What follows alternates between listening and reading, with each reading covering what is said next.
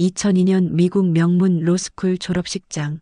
수석 졸업생으로 연단에 선 한국인 청년이 말했습니다. 제가 가장 존경하는 분을 소개하겠습니다. 바로 저의 어머니입니다. 그리고 이어진 말에 전 세계 사람들이 눈물을 흘렸죠. 어머니는 제가 비뚤어질 때 무릎을 꿇으시고는 회초리로 당신 자신의 허벅지를 내리치셨습니다.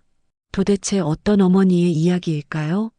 13살부터 7식구를 먹여 살렸고 40대에 직접 가방 메고 대학교에 다니셨던, 고생 끝에 아들에게 가장 존경한다는 말을 들은 73세 한 여인의 눈물 없이는 들을 수 없는 감동 실화입니다. 여러분, 안녕하세요. 오늘 들려드릴 이야기는 정말 특별합니다. 들으시다가 마음이 뭉클해지실 거예요. 이런 감동적인 실화를 더 많은 분들과 나누고 싶은데요. 영상 시작 전에 무료로 구독과 좋아요 한 번씩만 눌러주세요. 여러분의 작은 클릭 하나가 더 많은 사람들에게 희망과 감동을 전해줄 수 있거든요. 그럼 지금부터 여러분의 마음을 울릴 73세 순이의 감동적인 이야기를 시작하겠습니다. 1952년 한국 전쟁이 막 끝난 그해, 강원도의 한 작은 산골 마을에 7남매 중 셋째 딸로 태어난 아이가 있었습니다. 이름은 순이였죠. 순이가 태어났을 때 온 집안이 한숨을 내쉬었어요. 또 딸이라니, 그것도 먹을 것 하나 없는 이 시대의 말입니다. 강원도의 겨울은 유난히 춥고 길었어요. 산으로 둘러싸인 작은 마을에는 집집마다 굶주림이 일상이었죠. 순이의 집도 예외는 아니었습니다. 초가집 한 칸에 7식구가 다닥다닥 붙어 살았거든요. 밤이면 온 가족이 한 방에서 잠을 자야 했는데 겨울에는 추위 때문에 서로 껴안고 자야 할 정도였어요. 순이의 아버지는 술을 좋아하는 분이었지만 동네 일에는 누구보다 앞장서는 사람이었어요. 마을에서 무슨 일이 생기면 제일 먼저 달려가서 도와주셨고, 동네 잔치나 상가집 일에는 빠지지 않고 참여하셨죠. 봉사정신이 투철한 분이었습니다. 하지만 아이러니하게도 정작 자신의 가족을 돌보는 일에는 소홀했어요. 집안일은 여자들이 알아서 할 일이라고 생각하셨거든요. 술을 마시고 와서는 이 집안이 왜 이 모양이냐? 고 소리를 지르곤 했지만 정작 가족의 생계를 위해 나서지는 않으셨어요. 순이의 어머니는 15살이라는 어린 나이에 시집을 와서 글 한자 모르는 채로 아이만 계속 낳으며 살았어요. 큰딸, 둘째 아들, 그 다음이 순이, 그리고 계속해서 넷째, 다섯째, 여섯째, 일곱째까지. 어머니는 아이를 낳고 기르는 것 외에는 아무것도 할 줄 모르는 분이었습니다. 밖으로 나가 돈을 벌어본 경험도 없었고 사회가 어떻게 돌아가는지도 전혀 몰랐어요. 강원도 산골에서는 겨울이 되면 일자리가 더욱 줄어들었습니다. 농사도 짓기 어려운 땅이었고 다른 수입원도 마땅치 않았거든요. 그래서 순이네 집은 항상 궁핍했어요. 하루 한 끼를 먹으면 다행이었고 때로는 며칠씩 제대로 된 밥을 못 먹는 날도 있었죠. 동네 사람들은 순이 아버지를 보면 복잡한 심정이었어요. 참 좋은 사람인데 왜 집안일에는 저렇게 무심할까 하면서 말이죠. 아버지는 동네를 위해서는 몸을 아끼지 않으셨지만 정작 7자식을 먹여 살리는 일에는 관심이 없으셨어요. 순이는 어려서부터 남들과는 다른 면이 있었습니다. 얼굴이 유난히 예뻤고 머리도 똑똑했거든요. 5살 때부터 동네 아이들 사이에서 순이는 달라도 너무 다르다는 말을 들었어요. 눈이 크고 피부가 하얘서 마치 도시에서 온 아이 같다고들 했죠. 그리고 무엇보다 호기심이 많았어요. 글자에 대한 갈망이 컸거든요. 순이는 국민학교는 다녔습니다. 하지만 집안 사정이 너무 어려워서 국민학교만 겨우 마칠 수 있었어요. 매일 학교에 가는 것도 쉽지 않았거든요. 점심도 못 사가는 날이 많았고 공책이나 연필 같은 학용품도 제대로 갖추기 어려웠죠. 하지만 순이는 공부를 정말 좋아했어요. 국민학교에서도 항상 상위권 성적을 유지했거든요. 선생님들도 순이는 정말 똑똑한 아이다라고 칭찬하곤 했죠. 국민학교를 졸업할 즈음 순이는 간절한 꿈이 있었어요. 중학교에 진학하고 싶었거든요. 더 많은 것을 배우고 싶었어요. 아버지, 저 중학교에 가고 싶어요. 기집애가 무슨 중학교냐? 이제 국민학교도 졸업했으니 집에서 살림이나 배워라. 아버지는 동네 일에는 그렇게 열성적이시면서도 딸의 교육에는 전혀 관심이 없으셨어요. 순이는 포기하지 않았어요. 그럼 야간 중학교라도 다닐 수 있을까요? 낮에는 일하고 밤에만 공부하면 돼요. 순이의 간절한 부탁이었지만 아버지는 화를 냈어요. 기집애가 무슨 공부냐? 돈이나 벌어와. 그게 내가 할 일이야. 그날 밤 끔찍한 일이 벌어졌어요. 순이가 몰래 모아둔 중학교 입학원서와 교과서 몇 권, 그리고 꿈에 그리던 새 책가방을 아버지가 마당에서 모두 태워버린 겁니다. 강원도의 차가운 밤 공기 속에서 활활 타오르는 불꽃을 바라보며 순이는 절망했어요. 자신의 꿈이 재가 되어 산바람에 날아가는 모습을 지켜봐야 했거든요. 순이의 눈에서 눈물이 흘러내렸어요. 국민학교에서 배운 소중한 지식들을 더 발전시키고 싶었는데 그 길이 완전히 막혀버린 거였죠. 그날부터 순이의 인생이 완전히 바뀌었습니다. 13살이라는 어린 나이에 가장 역할을 해야 했거든요. 13살이 된 순이는 이제 정말로 집안의 가장이 되어야 했습니다. 강원도의 추운 겨울이 지나고 봄이 와도 집안 형편은 나아지지 않았어요. 오히려 더 어려워졌죠. 7식구가 먹고 살아야 하는데 수입원이 전혀 없었거든요. 순이는 어머니와 함께 고구마를 캐서 쪄서 광주리에 담았습니다. 그리고 무거운 광주리를 머리에 이고 읍내 시장까지 걸어가야 했어요. 강원도 산길은 험했고 거리도 멀었습니다. 어린 순이에게는 너무나 힘든 일이었죠. 하지만 더 힘든 건 어머니의 태도였어요. 시장 입구까지 와서는 광주리만 내려놓고 급하게 집으로 돌아가 버리시는 거였어요. 엄마, 같이 팔아요. 아니다, 순이야. 엄마는 집에 빨리 가봐야 해. 어머니는 고구마를 파는 게 너무 창피하다고 하셨어요. 그래서 순이는 13살의 어린 나이에 혼자서 시장 바닥에 앉아 고구마를 팔아야 했습니다. 지나가는 사람들의 시선이 따가웠지만 어쩔 수 없었어요. 동생들이 굶고 있었거든요. 고구마 사세요. 맛있는 고구마예요. 순이의 앳된 목소리가 시장에 울려 퍼졌습니다. 하루 종일 앉아 있어도 몇 개 팔기가 어려웠어요.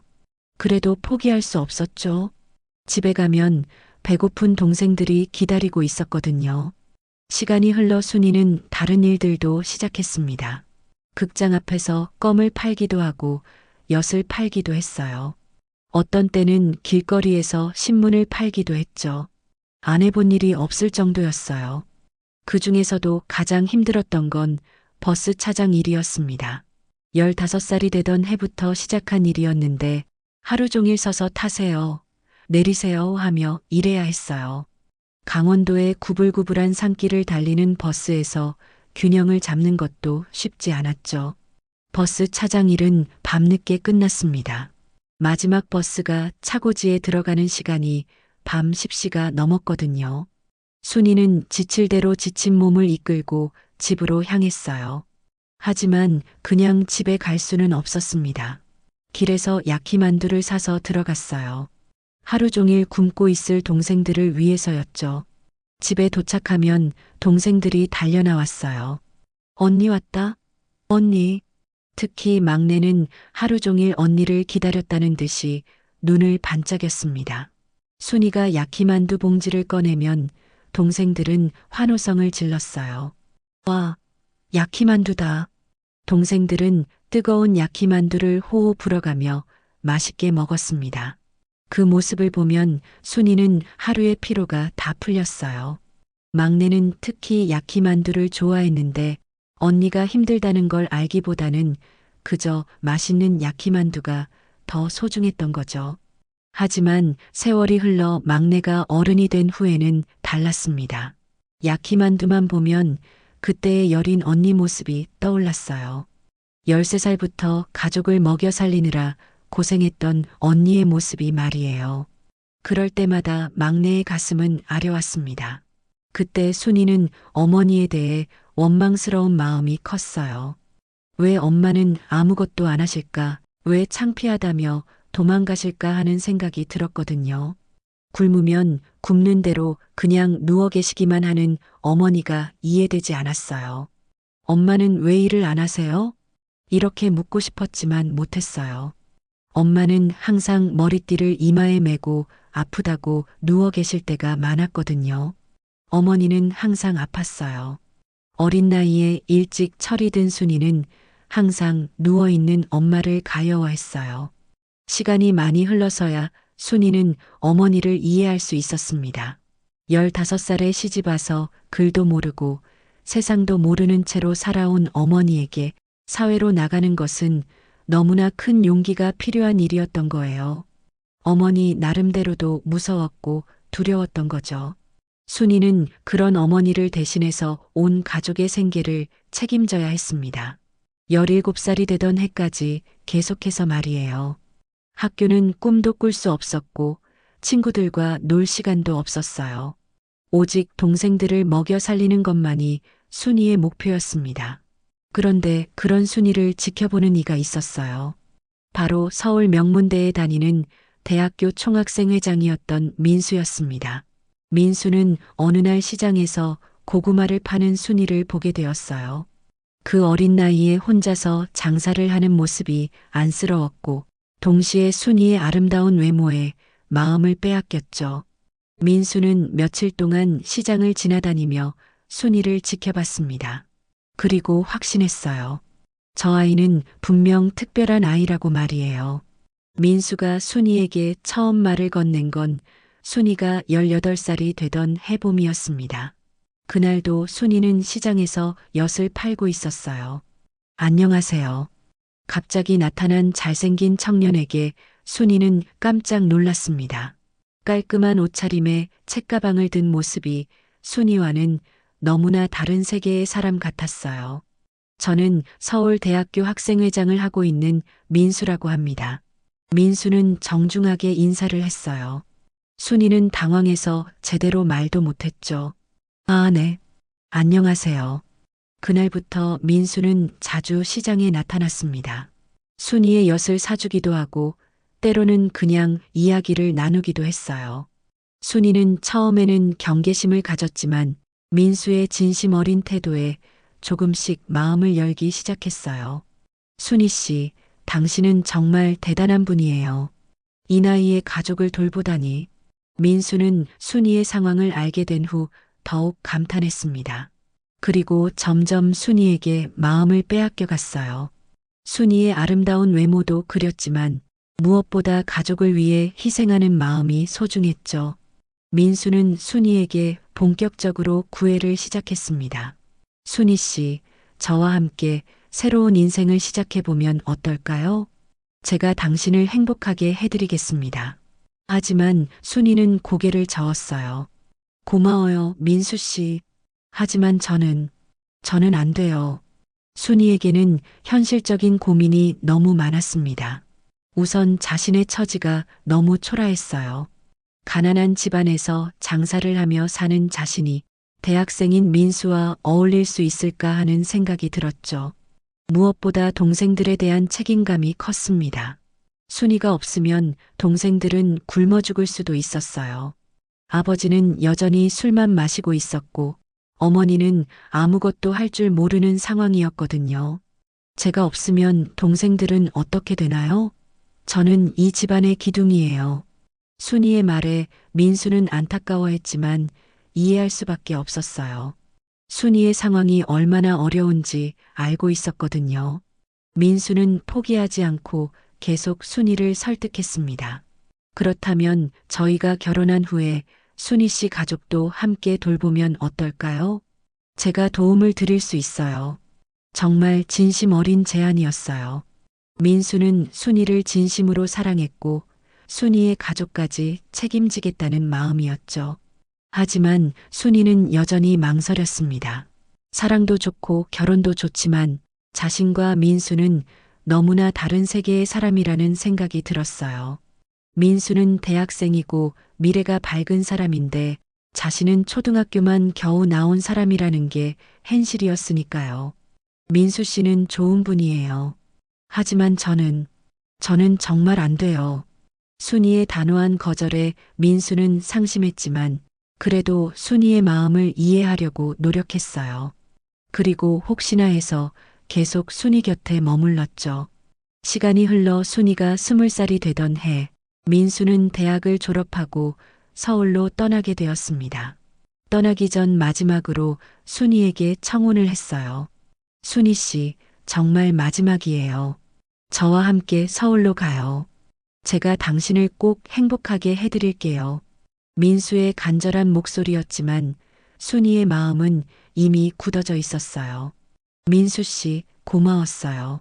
하지만 저는 여기 남아야 해요. 동생들 때문에요. 그날 밤 민수는 기차를 타고 서울로 떠났습니다. 순이는 역까지 배웅을 나가지도 못했어요. 집에서 동생들을 돌봐야 했거든요. 기차가 떠나는 소리를 들으며 순이는 혼자 울었습니다. 사랑도 꿈도 모두 포기해야 하는 자신의 운명이 원망스러웠어요. 하지만 어쩔 수 없었죠. 이것이 순이가 선택한 길이었습니다. 민수가 떠난 후 순이의 일상은 다시 예전으로 돌아갔어요. 새벽부터 밤늦게까지 일하고 동생들을 돌보고 그렇게 하루하루를 버텨나갔죠. 하지만 가끔씩 민수 생각이 날 때면 가슴이 아팠어요. 언니 괜찮아? 막내가 울고 있는 순이를 보며 걱정스럽게 물어봤어요. 괜찮다. 언니는 괜찮아. 순이는 눈물을 닦고 다시 웃어 보였습니다. 동생들 앞에서는 약한 모습을 보일 수 없었거든요. 그렇게 순이는 첫사랑을 가슴에 묻고 다시 현실과 마주했습니다. 동생들을 위한 희생이 계속되어야 했어요. 순이가 23살이 되던 해 새로운 인연이 찾아왔습니다. 시장에서 만난 회사원 정호였어요. 민수와는 달리 정호는 평범한 사람이었죠. 대학을 나오지도 않았고 특별히 잘생기지도 않았어요. 하지만 마음이 착하고 성실한 사람이었습니다. 정호는 순이의 상황을 알게 된 후 깊이 감동했어요. 그 어린 나이에 가족을 돌보며 살아가는 순이의 모습에서 진정한 여인의 아름다움을 발견한 거죠.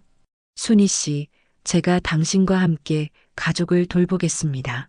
정호의 제안은 민수와는 달랐어요. 웅장한 꿈이나 화려한 미래를 약속하지는 않았지만 현실적이고 진실했죠. 결혼을 하신다면 순이 씨 가족도 함께 돌보는 게 당연하다고 생각해요.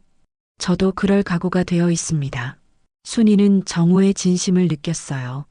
그리고 무엇보다 자신이 너무 지쳐 있었죠. 10년 넘게 혼자서 가족을 떠받치고 살아온 것이 한계에 다다른 것 같았어요. 하지만 결혼 발표를 들은 아버지는 난리를 쳤습니다. 이 못된 년이 식구들 다 굶어 죽게 내버려두고 시집 간다고. 아버지는 술에 취해서 온 집안을 난장판으로 만들었어요. 순이가 없으면 누가 돈을 벌어올 거냐며 화를 냈죠. 정작 자신은 10년 넘게 술만 마시면서 말이에요. 아버지, 정호 씨가 우리 가족도 함께 돌본다고 했어요. 그런 소리 하지 마라. 내가 없으면 우리는 다 죽는다. 아버지의 반대가 극심했지만 순이는 마음을 굳혔어요. 이제 더 이상 혼자서는 버틸 수 없을 것 같았거든요. 1975년 봄 순이는 정우와 결혼했습니다.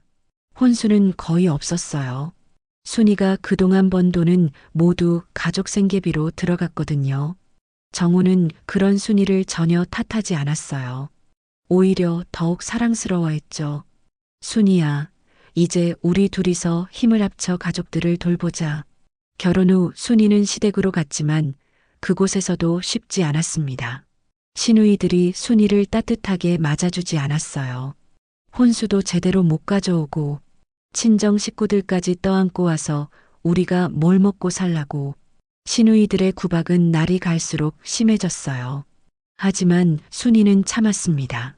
이런 상황에서도 감사한 마음이 더 컸거든요. 정호가 친정 가족까지 돌보겠다고 약속해줬으니까요. 순이는 시댁에서도 알뜰살뜰하게 살림을 했어요. 그리고 시누이들이 어려움에 처할 때마다 모른 척하지 않고 도왔죠. 형님, 이거라도 쓰세요. 순이가 몰래 용돈을 건네면 시누이들은 당황해했어요. 언니가 뭘 그런 걸 다. 우리가 너를 그렇게 대했는데. 가족인데 뭘 그런 말씀을 하세요. 순이는 천사 같은 마음으로 시누이들을 대했어요. 자신을 구박했던 것도 잊고 따뜻하게 대해줬죠. 결혼 이듬해인 1976년 순이는 아들을 낳았습니다. 이름을 성준이라고 지었어요. 아이는 태어날 때부터 눈이 또랑또랑하고 영리해 보였어요. 우리 성준이는 정말 똑똑할 것 같아. 정호도 아들을 무척 예뻐했어요. 순이는 아이를 키우면서도 친정 돌보기를 게을리하지 않았어요. 매달 생활비를 보내주고 명절 때마다 찾아가서 가족들을 챙겼죠. 성준이는 자라면서 정말 똑똑한 아이로 컸어요. 말도 일찍 했고 글도 금세 익혔죠. 3살 때는 벌써 한글을 읽을 줄 알았어요. 엄마, 이 책 재미있어요. 성준이가 책을 좋아하는 모습을 보면서 순이는 기뻤어요. 자신이 못 배운 한을 아들이 풀어줄 것 같았거든요. 시간이 흘러 성준이는 초등학교에 들어갔어요.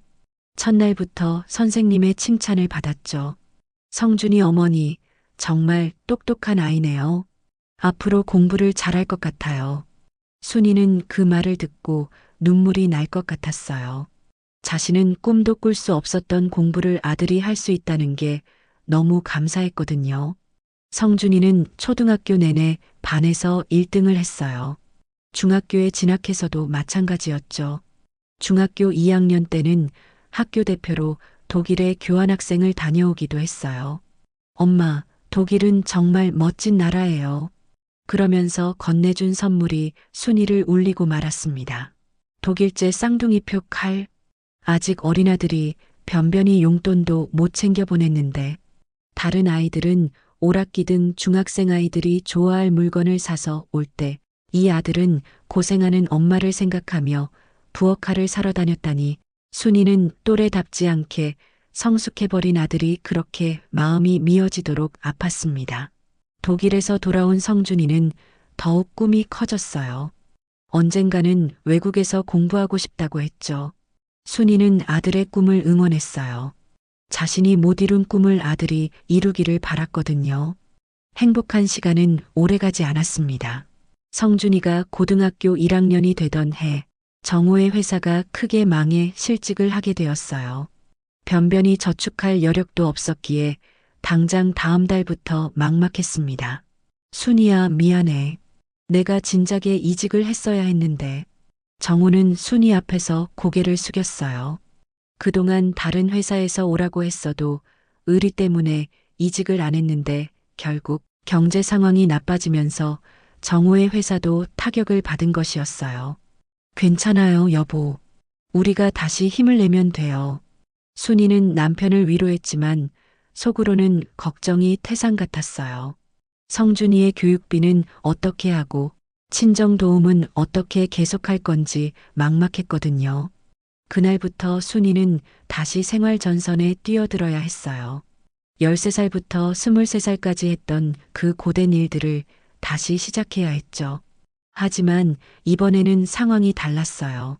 아들과 남편을 위해서 그리고 친정 가족을 위해서였거든요. 순이는 새벽 4시에 일어나서 밤 11시에 집에 들어오는 생활을 시작했어요. 낮에는 식당에서 설거지를 하고 저녁에는 청소 일을 했죠. 주말에는 시장에서 좌판을 벌이기도 했어요.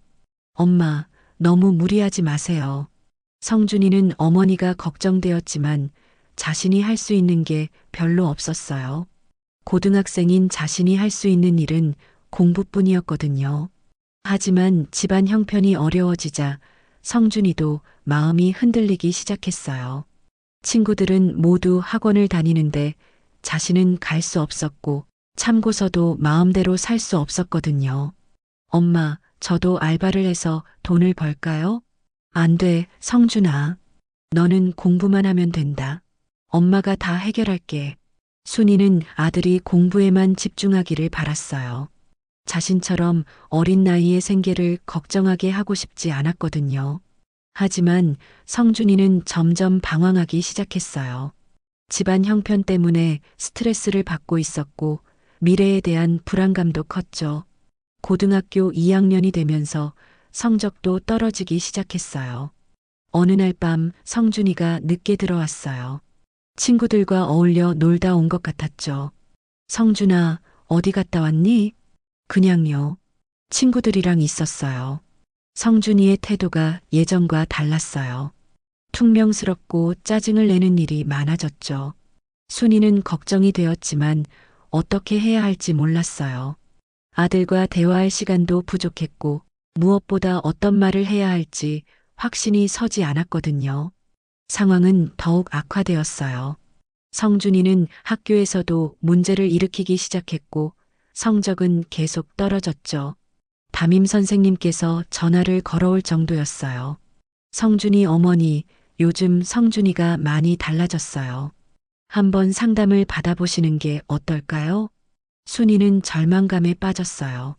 자신이 너무 바쁘게 일하느라 아들을 제대로 돌보지 못한 것 같았거든요.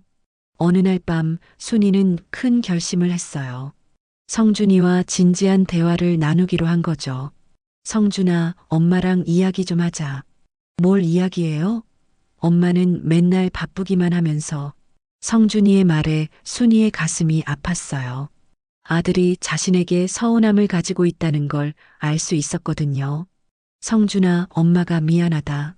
너를 제대로 돌보지 못해서 엄마 잘못이 아니에요. 다 가난한 게 잘못이지. 성준이의 목소리에는 체념이 배어 있었어요. 순이는 그 모습이 너무 안타까웠죠. 그날 밤 순이는 잠을 이루지 못했어요. 아들을 위해서라면 무엇이든 할 수 있다고 생각했는데 막상 아들이 방황하는 모습을 보니 어떻게 해야 할지 모르겠었거든요. 이런 상황에서 더 충격적인 일이 일어났어요. 시누이들이 찾아온 거였죠. 그런데 예전과는 상황이 완전히 바뀌어 있었어요. 올케야, 나 좀 도와줘. 시누이들의 남편들 사업도 망했고 생활이 어려워졌다는 거였어요. 예전에 순이를 구박했던 그들이 이제는 도움을 요청하러 온 거죠. 올케야, 미안해. 예전에 우리가 너를 너무 못되게 대했지. 시누이들은 과거의 일을 사과했어요. 하지만 지금 당장 도움이 필요하다는 것이었죠. 순이는 망설이지 않았어요. 아가씨, 무슨 말을 그렇게 해요? 가족인데요. 자신의 집안도 어려운 상황이었지만 순이는 시누이들을 도와주었어요. 가진 게 별로 없었지만 할 수 있는 만큼은 도움을 준 거죠. 올케야, 고마워. 정말 고마워. 시누이들은 고개를 숙이며 고마워했어요. 예전에 순이를 구박했던 것이 더욱 미안했던 거죠.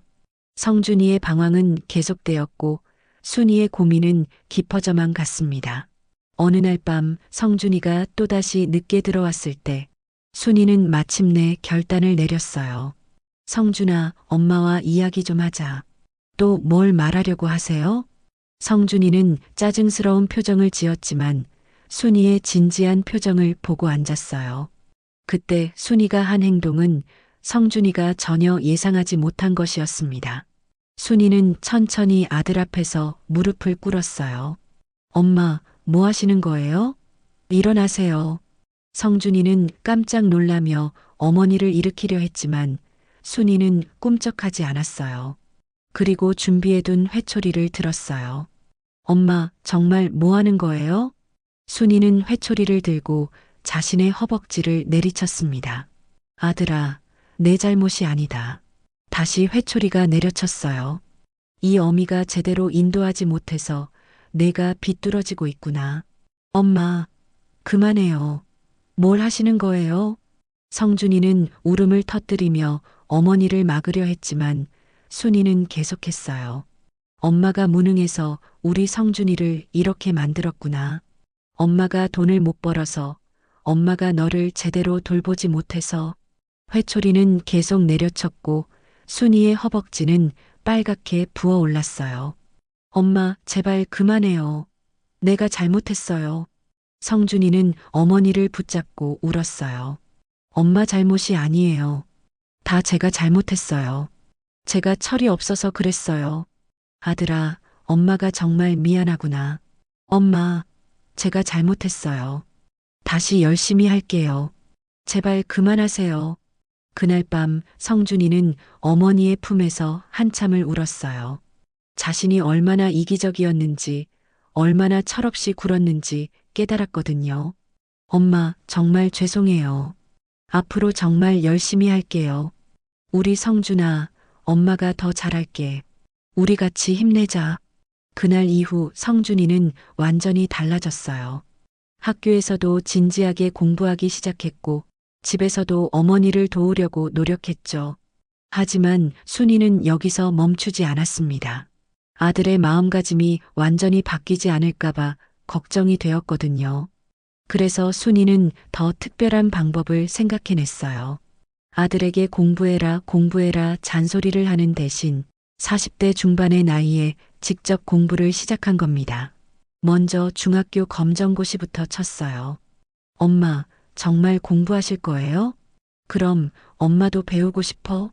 너무 늦었나? 순이는 낮에는 일하고 밤에는 공부했어요. 40이 넘은 나이에 다시 책을 펴는 것이 쉽지 않았지만 아들을 위해서라면 못할 게 없었거든요. 몇 달 후 순이는 중학교 검정고시에 합격했어요. 그 다음에는 고등학교 검정고시를 준비했죠. 엄마 대단해요. 정말 열심히 하시네요. 성준이는 어머니의 모습을 보며 자극을 받았어요.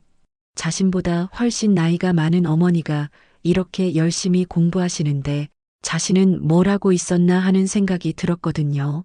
고등학교 검정고시까지 합격한 순이는 마침내 대학교 입시를 준비했어요. 야간 대학이었지만 그래도 대학이었죠. 엄마, 정말 대학교까지 가실 거예요? 그럼 엄마도 대학생이 되고 싶어? 40대 후반의 나이에 순이는 대학교에 입학했습니다. 그리고 매일 가방을 메고 대학교로 향하기 시작했어요. 성준이는 매일 어머니가 가방을 메고 나가는 모습을 보며 충격을 받았어요. 엄마도 저 나이에 저렇게 공부하시는데 나는 정말 뭘 하고 있었지? 어머니의 등 뒤에서 나타나는 배움에 대한 열정을 보며 성준이는 자신이 얼마나 한심했는지 깨달았어요. 그제야 진정으로 마음을 다잡은 거죠. 엄마, 저도 정말 열심히 할게요. 엄마처럼 열심히 살겠어요. 순이의 작전은 성공했어요. 아들에게 잔소리를 하는 대신 직접 모범을 보여준 거였죠. 그리고 그 효과는 놀라웠어요. 성준이는 고등학교 3학년이 되어서는 전교 1등을 할 정도로 성적이 올랐어요. 그리고 마침내 명문대학교에 합격했죠. 엄마, 합격했어요. 서울대학교에 합격했어요. 성준이의 기쁜 소식에 순이는 눈물을 흘렸어요. 자신이 못 이룬 꿈을 아들이 이뤄준 거였거든요. 우리 성준이 정말 자랑스럽다. 대학교에 진학한 성준이는 더욱 열심히 공부했어요.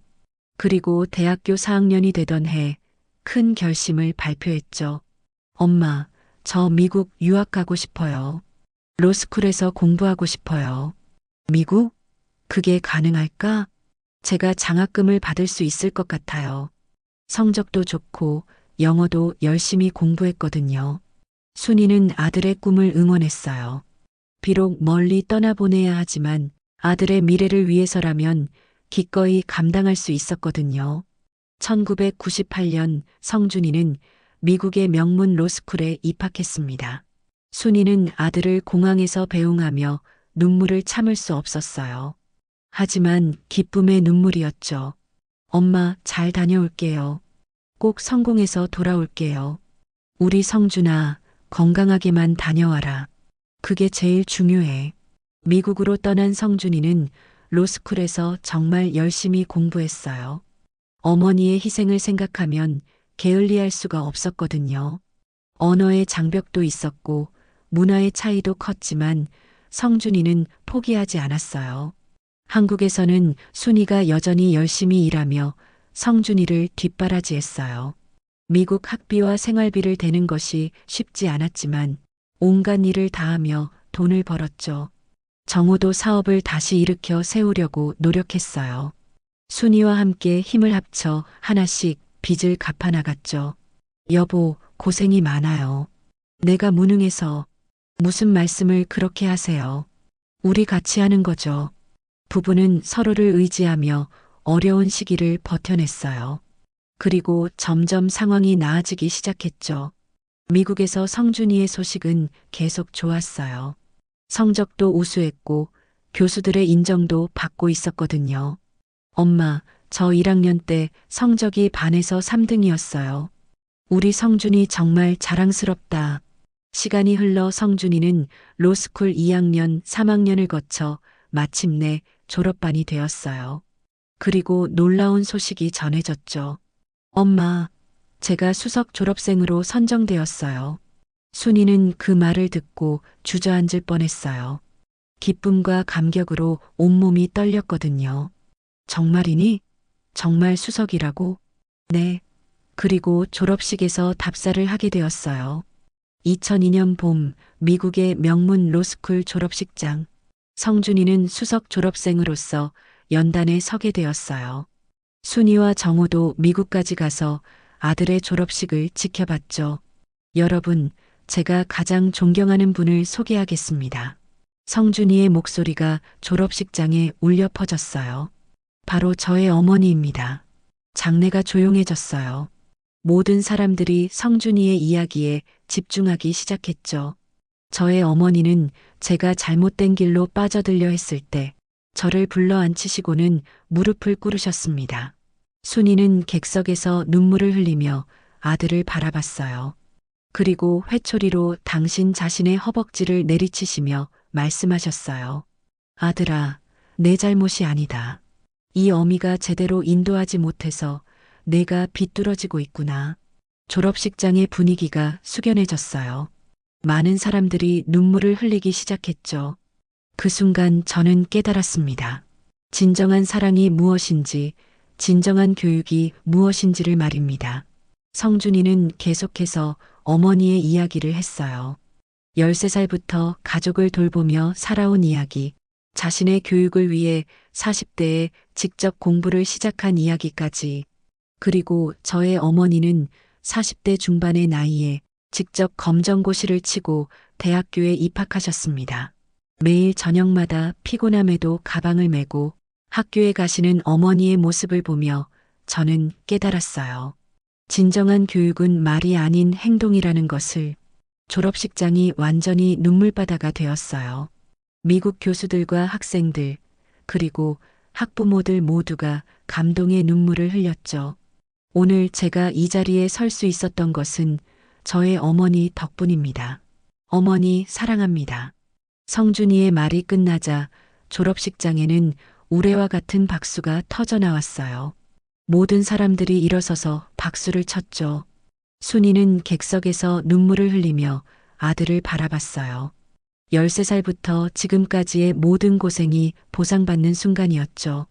졸업식이 끝난 후 많은 사람들이 순이에게 다가와 인사를 했어요. 정말 대단한 어머니세요. 감동적이었어요. 당신의 아들이 자랑스러워할 만하네요. 순이는 그런 칭찬들을 받으며 감격스러워했어요. 자신의 희생이 헛되지 않았다는 걸 느꼈거든요.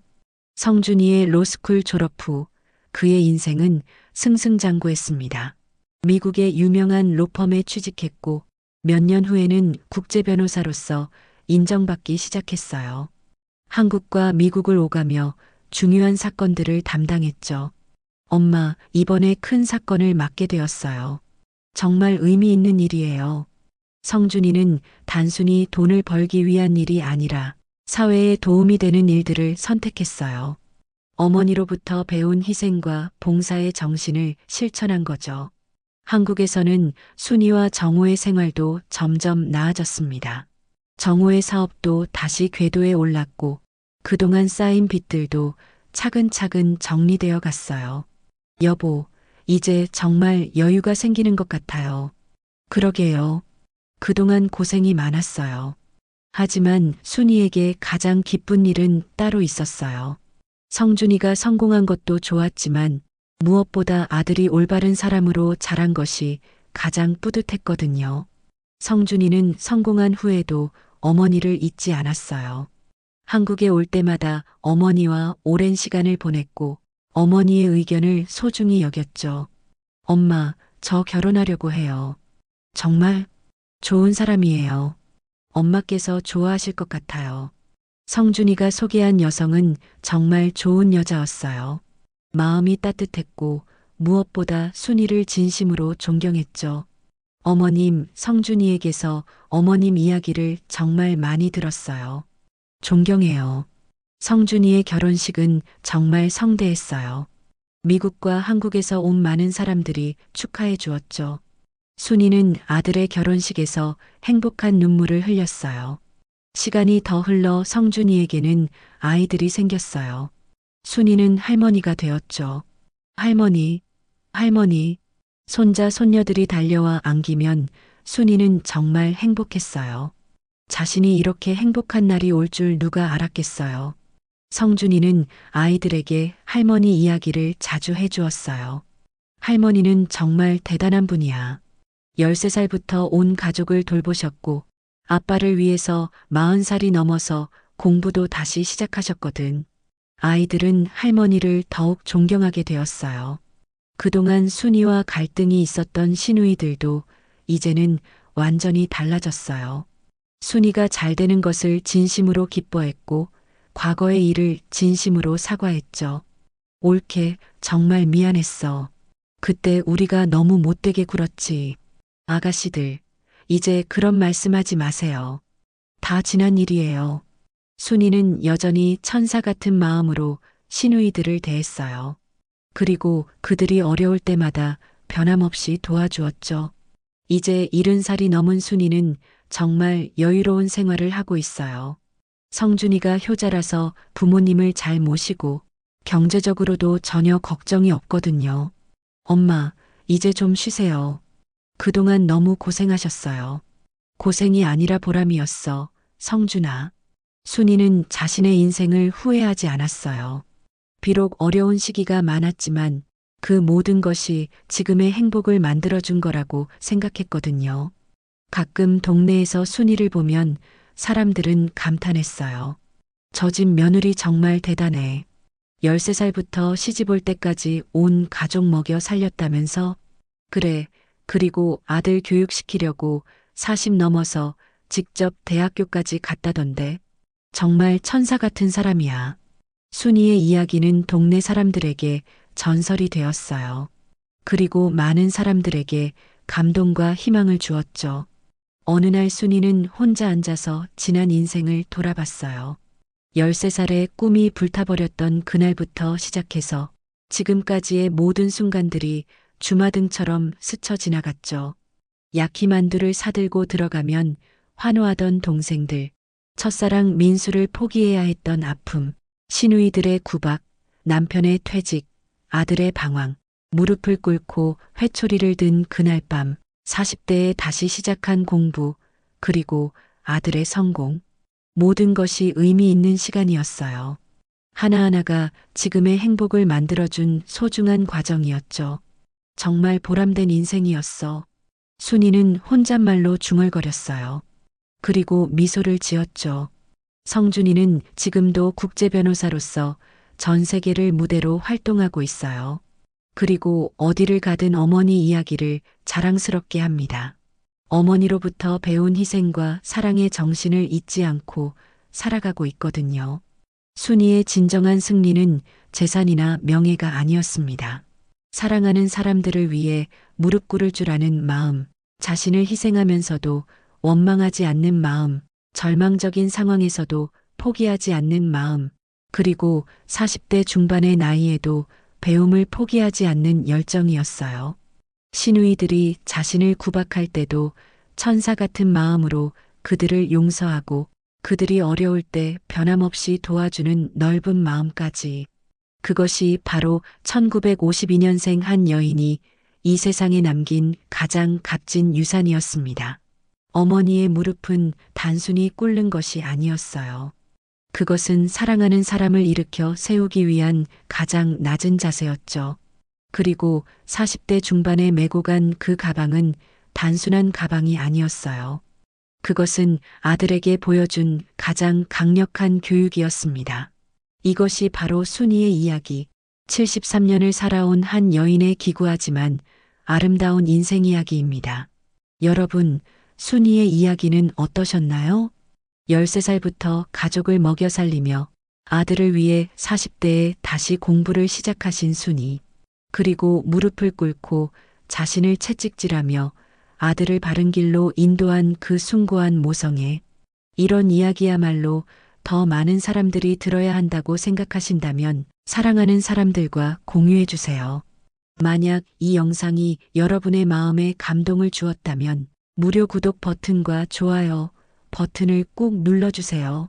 그리고 댓글로 여러분의 사연과 소감도 들려주시면 정말 감사하겠습니다.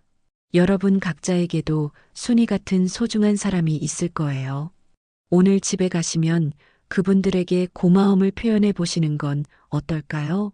다음에도 여러분의 마음을 따뜻하게 해줄 이야기로 찾아뵐게요. 구독하고 알림 설정까지 해주시면 새로운 영상을 가장 먼저 만나보실 수 있어요. 감사합니다.